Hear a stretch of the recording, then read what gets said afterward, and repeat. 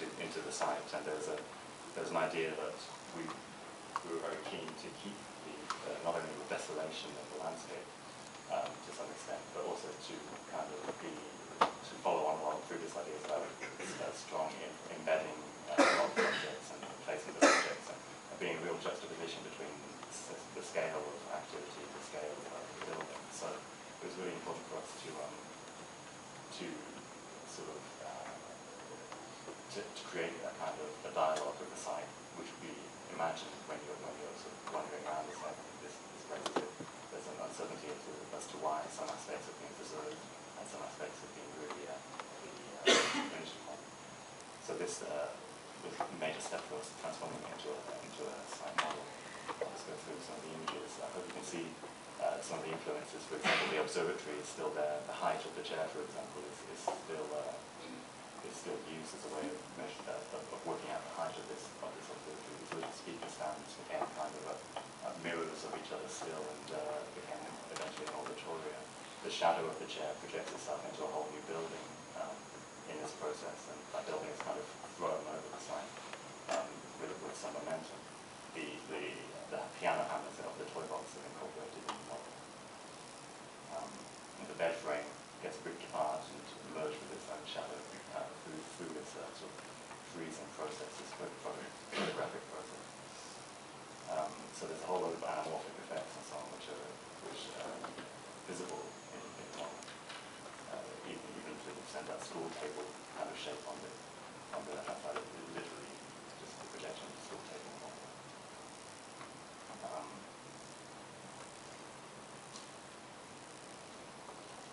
Okay, and then we sort of really what each of these buildings' functions would be in the context of a film studio, and we decided that the landscape would not only be the film studio, but also where the films were produced and where the films were shown.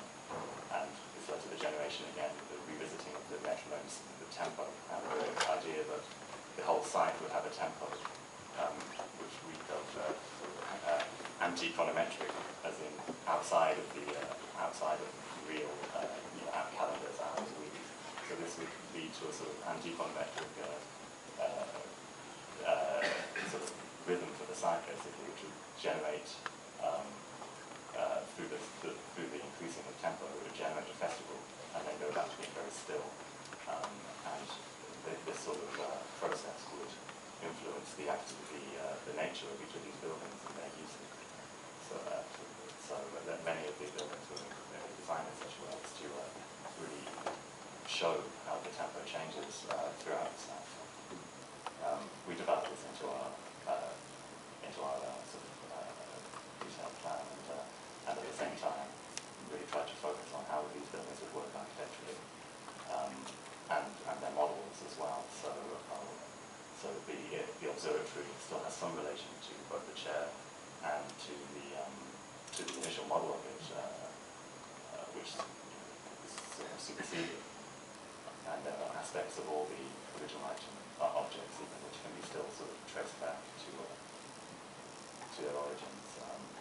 The 19th century gets on at sort of silos on the side were kind of incorporated within these engines. So, for example, this is a sort of echo chamber of some sort, where a sort of parasitic piece of architecture would kind of create sounds which would vibrate and echo around the interior of this hollow chamber for the use in so many. The bed literally becomes a hotel, kind of obviously.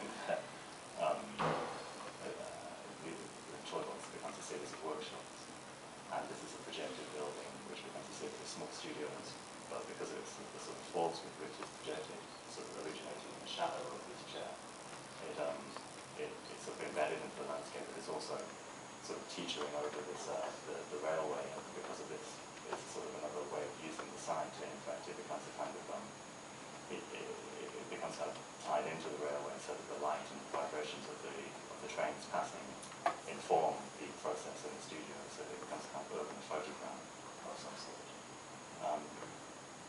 Again, a large warehouse which deposits sets and scenery into the landscape inside.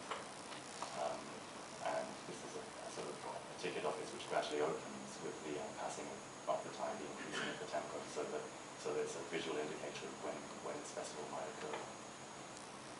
And we worked out how to sort of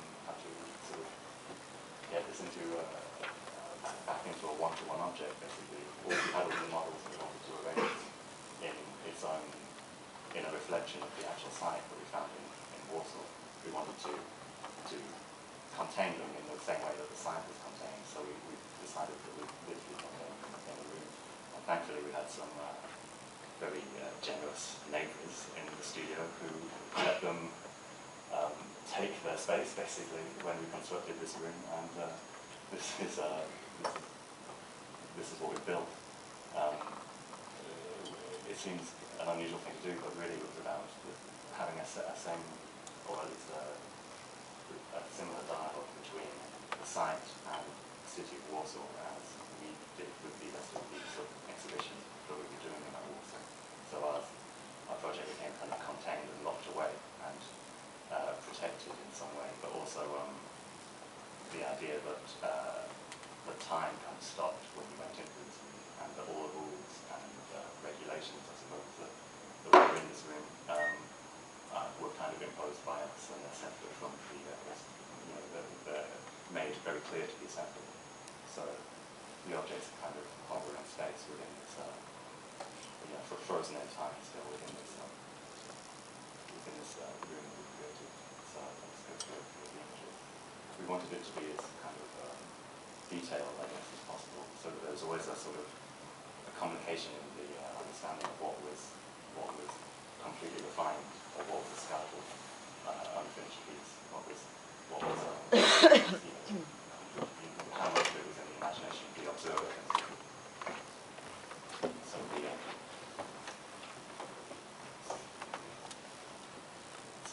So we had this sort of complete with objects, which really interacted with the surface of the studio as well, and it was important for us to bear that in mind, that as this was literally where these objects were created in the studio and then presented in the studio in the same way that the film festival would create films and present them in the context that they were created.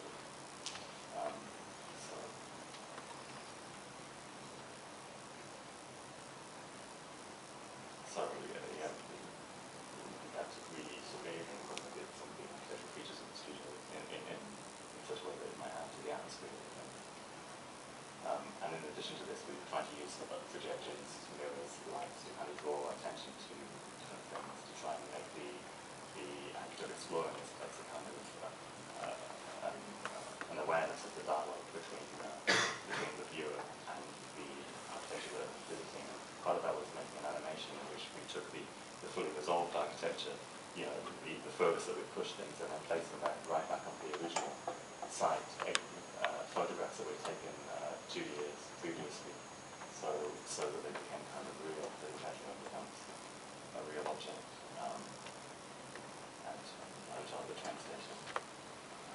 This was an animation within the studio, within the room, so that there was a kind of sort of an ability for a few people to sort of inhabit this kind of level of reality while being in the room where things are much more ambiguous as to how to complete anything in. There is a short animation, but I'll talk about that in a second. And there we are, enjoying our own thing. And I thought it wouldn't be fitting just to have the two of us, because there's a kind of third character in this whole this whole development, and that was this guy, who basically was the sort of as influential as either of us in how we kind of dictated what we were doing, and the rules that we were sort of imposing on time. Yeah, sorry, I've probably gone far too long. So how's it, Chris? But one thing before it's just we're in the process of kind of digitizing all this, and we're really hoping to have a kind of representation digitally online, which you can kind of explore a version of what we created, and then hopefully through the work that I'm doing on the PhD and the work that James is doing, just kind of add to it and incorporate the blog. So this is kind of a small unveil of stasis.com, which is a made-up word. And I put my email there as well.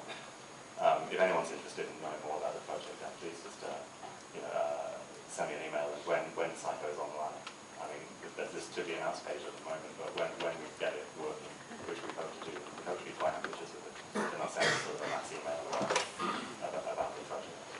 But yeah, thanks for listening up.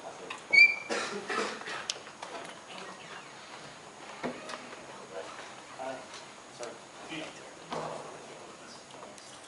might have sense not to include the animations I did. So, could you just take a second?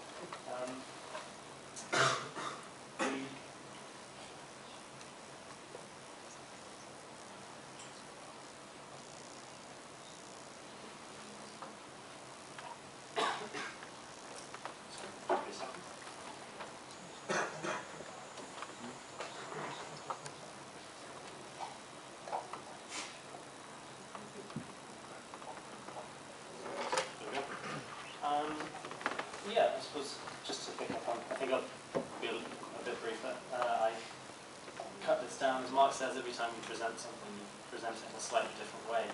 And I'd kind of focus on a particular aspect of the project, so it's a little drier, I guess. But it was something that was central to the way that we thought. There was a group of three. I was working with Michael Cook, who I think is here somewhere, outside the back, and Stuart. I don't know Stuart maybe. He's now working, so he's probably working on a project that we felt explored a very different aspect of the post-socialist city. And I suppose cities, the theme was something that applies to cities more generally. And this was this kind of impact of investment, and especially since in the past 2 decades in Warsaw and in Poland, this kind of the impact of joining a more global economy. And so the project has quite deem Warsaw a low context city, to suddenly pick up on Mark's phrase. I think our context was derived from a kind of global, or definitely Warsaw specific consequence of joining the EU and of economic expansion. And at the same time, it was a very specific contextual response to the nature of one of the spaces in the city. It was the combination of this initial response and this global phenomena that drove the project. And our initial response was that the investment within the city had driven a kind of suburbanization in a way, that the city centre, as Mark said, became this kind of node of capitalist development. This is billboards appearing and huge office blocks developing, and Chris Lewis's project was looking more specifically at kind of those spaces. But it was the kind of consequence of this redevelopment of a city centre into this business district, and there's an area called Poznan? Is that how you pronounce it? Sorry about the pronunciation. I think Poznan in the centre, which is called Warsaw Manhattan, and it's this kind of, it kind of exemplifies what is going on in the centre of town.